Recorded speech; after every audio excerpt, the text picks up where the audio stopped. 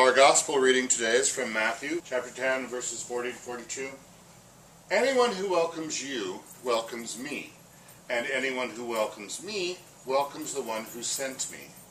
Whoever welcomes a prophet as a prophet will receive a prophet's reward, and whoever welcomes a righteous person as a righteous person will receive a righteous person's reward. And if anyone gives even a cup of cold water to one of these little ones who is my disciple, truly I tell you, that person will certainly not lose their reward. Put out the welcome mat. When Jonathan asked me if I could fill in for him today, because he, of course, had another ceremony yesterday, I did what I always do whenever I'm up here. I went to the lectionary.com and looked up the verses. And I saw that there were just 2 verses for today. And I was like, are you kidding me? Just 2? Because that's a lot harder. I mean, there's nobody in the story turning water into wine. There's nobody walking on water. There's nobody feeding 10,000 people with a Happy Meal. You know, it's a lot harder because they're just the 2 verses. But then I reminded myself, you know, these are the words Jesus is actually speaking. And I have an absolute reverence for that. Even though I joke around, I have an absolute reverence for that. And so I spent a little time looking into it. And these verses come from chapter 10 of Matthew. And in this chapter 10, Jesus is speaking to the apostles. And he is telling them what they're going to encounter as prophets of his word. He is giving them the authority to go out and heal and preach in his name, and he's also giving them advice and warnings about how to handle this duty. And he tells them to go out with no money, no clothes on their back, and to seek out a worthy person to stay with. And if no one welcomes them, move on. And can you imagine setting out on a journey like this? You know, no suitcases, no credit cards, no cell phone, no reservations, no one in advance. You're just going to walk out and you're going to knock on someone's door and ask to be taken care of, and trust in God that someone will do that for you. And if not, you just believe that the next person, the next door, will contain what you need. That's absolute faith, by the way. They will face trials. In Matthew 10:16, he says, I'm sending you out as sheep among the wolves. Be innocent as doves and shrewd as snakes. And their duty is clear. Matthew 10:27 tells them, what I tell you in the dark, speak in the daylight. What is whispered in your ear, proclaim from the roofs.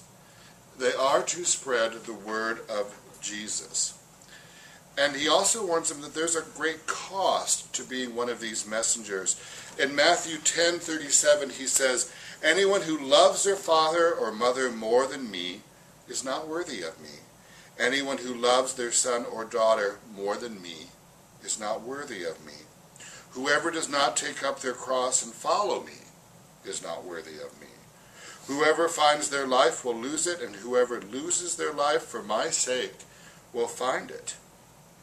These are very serious words. Is Jesus asking us to leave our families, to not love our families? And I don't think Jesus is asking for that. I think he means that we need to love him as much as we love anything else in our lives. And we can't let the things of this world lead us away from him, whether it is by the temptations that they bring, or the anger they may cause, or our family's upbringing. None of this can interfere in that relationship with Jesus. And in today's verses, can you go backwards one? I didn't warn him ahead of time, so. Anyone who welcomes you welcomes me, and anyone who welcomes me welcomes the one who sent me. Now, if I was teaching my class, I would be saying that that is a syllogism. Okay, it's an exercise in logic. He says, if a house welcomes you, they are welcoming me, because you are my representative, and I am the representative of God. And so if they welcome you, they're welcoming me, and they're welcoming God. Okay, it's kind of a 3-for-1 deal there, right? And so this is a very important idea, because the quality of your reception will equal the quality of your reward. A prophet, if you receive someone as a prophet, you will get a prophet's reward. If you receive someone as a righteous man, you will get a righteous man's reward. And so we have to be on guard and watching for these messengers, because even though the 12 apostles are no longer with us today, these verses certainly apply. We need to watch for God's messengers. God still speaks to us, but he demands we listen closely and pay attention. We need to have our welcome mat dusted off and ready to receive God's messengers. But sometimes it's hard to figure out who are God's messengers. I want to tell you a story because I always assume something that is true for me might be true for someone else in the room. About 2 months ago, I was going to Target, and I was in a hurry. I had to pick up something. I was in a big hurry. And so I was going to Target, and you know how Target has those benches out front. There was a man sitting on the bench that had one of those signs that says, "Hungry, please help." And this man, if there was a modern-day leper, it was this man. Some of you may have seen him in town. I'm not trying to be humorous at all when I say that he literally had no nose. Some of you have seen him, right? Okay, and he has very large skin lesions, and he looks like he's in trouble. You know, I mean, serious trouble. And but I didn't have any cash. I was going to use my debit card, and I was in a hurry, so I kind of did that thing where you're like, you know. And I walked by him. And so I went into Target, and I was getting my stuff. And while I was in Target, I kept kind of having this nagging thing, you know, what do you know, maybe you should have done something, you know, you didn't even look in your pocket to see if you had any change or anything like that, right? And so I was getting my stuff in Target. I kind of came to the idea, I said, you know what, when I pay for my things, I will get some extra cash, and then if he's still out there, then I was meant to give him something. You know, that's kind of how I resolved it in my mind. And so I was getting my stuff, and then all of a sudden, he was in the same aisle with me. He had come into the store, and he said hello, and I said hello back, and then he asked me if I would buy him some triple antibiotic ointment and bandages. And I was like, triple antibiotic ointment is not going to cut it, fella. But okay, sure, I'll do that. I can do that for you. And so we bought, we went there, and he was with me, and he was very slow, and I could barely conceal my impatience because I was in a hurry. Wait till you hear what I was in a hurry for. And and so he is, he's hanging onto my car, kind of using my cart as a walker, and just one step at a time. And then he had to ask the clerk about the quality of the ointment, all this stuff. And so we got the ointment and the bandages, and then he was hungry, and he wanted some powdered donuts. So we had to go find powdered donuts. And then he wanted some strawberry milk. So we went and found strawberry milk. And the whole time he was talking to me, I wasn't really listening. I was just like, okay, strawberry milk, strawberry milk. All right. And so we went and we got all that. And we got to the cashiers, and he genuinely is ill. And he was very tired. And so I said, why don't you go sit up front, and I'll pay for this and stuff. And then I was going through, and the cashier told me, she's like, he comes in here once a day and does this with someone. And it hit me.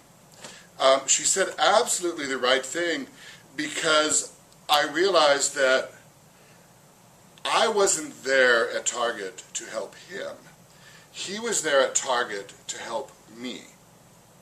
If he was a con artist, if there's some underground market for triple antibiotic ointment, okay, that is his deal. That is on him. Okay? It was what I was supposed to do in response to it, okay? And that was on me. And it also caused me to reflect. My response was adequate. I'm not telling you this story to say that I'm a nice guy, because I really wasn't all that nice, okay? My response was adequate, but it wasn't what I could have easily done, because really I was there to buy mozzarella sticks, and light ranch dressing, because Glee was on that night. I wanted to, and I wanted to eat mozzarella sticks, and if you dip it in light ranch dressing, it becomes diet. That's right. Right? Okay. It's the same idea as if you put Splenda on your candy bar. That's right. Okay? That's right. And so that is, that was my big important thing. I was like, even I was kind of like, oh my gosh, So You know, so my meeting with him was a cup of cold water for me.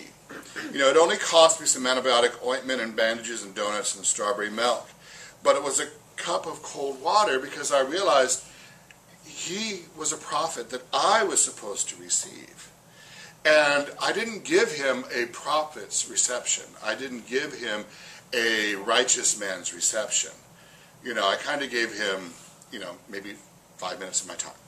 You know, I didn't ask him why he was in that condition. I didn't ask him if he had a place to live. I didn't ask him who was taking care of him. I didn't do any of those things that I easily could have. And I did notice, however, that as I was leaving, that a white SUV that had the name of a church on the side of it, and I want to say it was like either Valley Praise or Palm Valley or something like that, actually came and picked him up. So that I'm glad that there were other Christians who were willing to go a little further than I was. So we have, you know, these very clear messages from God that we get all the time. What can get in the way? It's kind of like a cell phone. Interference can happen. If we want to receive God's message in our heart, we need to make room for it. We need to put out the welcome mat. I barely made room. The concerns of the day, anger, resentments, all of these things need to be pushed aside. We need to prepare our hearts the way we would prepare our homes for company. I know this is something I'm guilty of that I don't do. I know that there have been days when I've come to church and my mind is filled with concerns and anxieties, and I have to concentrate and push them aside to hear Jonathan's beautiful messages. But remember, you know, when company's coming, I remember when we were a kid and company was coming to our house, we used to hate it because that would mean our mom, everything had to be cleaned. You know, everything had to be cleaned. I'm like, Mom, I don't think Grandma Gerlin's going to look under my bed. You know, well, she might. Get in there. You know.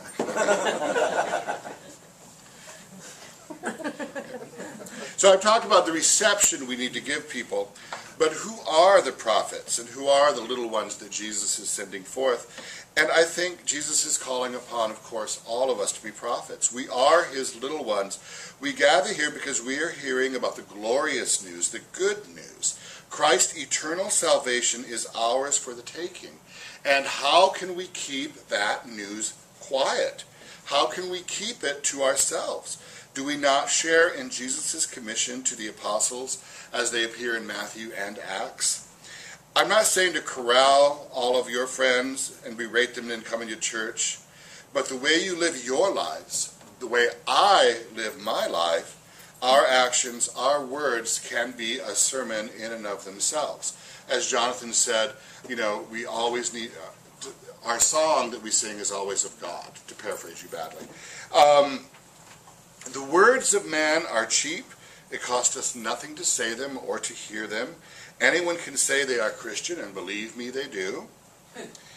But actions that are consistent with the words of Jesus are harder, and they can cost us dearly. But the payoff is emotional and spiritual contentment here on earth, and, of course, eternal rewards in heaven. We must speak in the daylight and proclaim from the roofs what we learn here each Sunday. We must earn our prophet's reward. So keep your spiritual water in the icebox, keep it cool and refreshing, and ready to share with someone, because you never know when someone might come knocking, wanting a cup of cold water. And one day we may be the apostles in a strange town with nothing on our backs but our faith. And hopefully someone will be there to offer us a drink.